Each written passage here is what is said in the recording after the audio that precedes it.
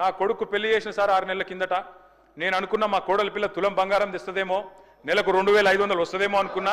ఆమె ఏం తెలియదని చెప్తా ఉంది అధ్యక్ష.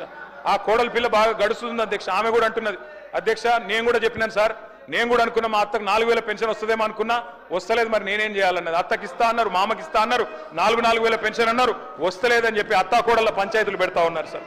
అధ్యక్ష, అప్పట్లో నేను చిన్నగా ఉన్నప్పుడు ఊర్లలో పేరు రాసేది అధ్యక్ష, గోడల మీద రాసేది ఓ స్త్రీ రేపురా అని. ఇలా వీళ్ళ పరిపాలన అట్లే ఉంది అధ్యక్ష. ఏది అడిగినా ఓ స్త్రీ రేపురా. మహిళల్ని కోటీశ్వరులు చేస్తారట, 1 కోటి మందిని.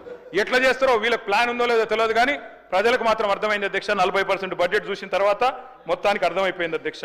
1,67,00,000 మంది ఆడబిడ్డలు ఎదురు చూస్తా ఉన్నారు. ఖచ్చితంగా నెలకు 2,500 ఇవ్వాలని 18 ఏళ్ళు నిండిన ఆడబిడ్డలు, వారి కోసం ఒక 10,000 కోట్లు అంచనాలు సవరించి కేటాయించాలని చెప్పి నేను కోరుతా ఉన్నా అధ్యక్ష.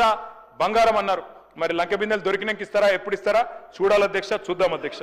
కేసీఆర్ కిట్ ఎగిరిపోయింది, న్యూట్రిషన్ కిట్ ఆగిపోయింది, సీఎం బ్రేక్ఫాస్ట్ రద్దయింది, తల్లి బిడ్డలకు మరి మాతా శిశువులకు కూడా మంచి జరిగే మంచి పథకాలను కూడా రద్దు చేశారు అధ్యక్ష. బతుకమ్మ చీరలు బంద్, రంజాన్ తోఫా బంద్, క్రిస్మస్ కానుక బంద్, ఆఖరికి ఆశాలు, అంగన్వాడీలు మీరు కూడా వాళ్ళని రిప్రజెంట్ చేశారు సార్.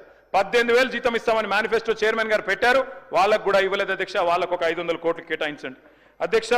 మొత్తం ఇంకా చాలా ఉన్నాయి అధ్యక్ష చెప్పాలంటే.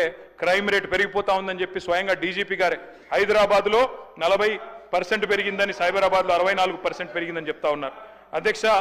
చాలా జరుగుతూ ఉన్నాయి అధ్యక్ష. ప్రోటోకాల్ వైలేషన్స్ ఇంకా చెప్తే చాలా ఉంటాయి. క్రైమ్ రేట్ ఎట్లా ఉందంటే, పరిస్థితి ఎంత అధ్వానంగా ఉందంటే, మా హరీష్ రావు గారి మీద కాంగ్రెస్ నాయకుడు అంటాడు అధ్యక్ష, పెట్రోల్ పోసి చంపేస్తా అంటాడు, కానీ చర్యలు ఉండవు, కేసులు కావు. కానీ మా మీద మాత్రం చిన్న వాటి కేసులు, జైలు. ఏం పర్వాలేదు అధ్యక్ష. ఉద్యోగులు మీరు కూడా మాట్లాడుతూ ఉంటారు సార్, మీ దగ్గర కూడా వచ్చారు ఉద్యోగులు, మీరే చెప్పారు కొత్త పీఆర్సీ ఇస్తాం, డిఏలు ఇస్తామన్నారు. 5 డిఏలలో ఒకటి ఇచ్చారు అధ్యక్ష, మహాప్రభు అని వేడుకుంటే. ఇప్పుడు ఉద్యోగులు కొత్త నిర్వచనాలు చెప్తున్నారు సార్.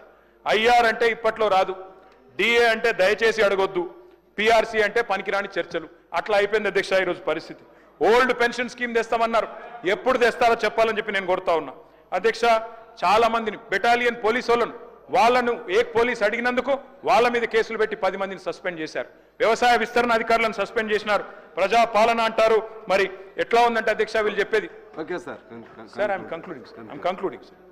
అధ్యక్ష వీళ్ళు చెప్పేది ఎట్లా ఉందంటే అధ్యక్ష, ప్రజా పాలన ఎట్లుందంటే అధ్యక్ష, వీళ్ళు చేసేది మొహబ్బత్ కా దుకాన్ కాదు అధ్యక్ష, వీళ్ళది నఫరత్ కా నయా బజార్ అధ్యక్ష. ఇందిరమ్మ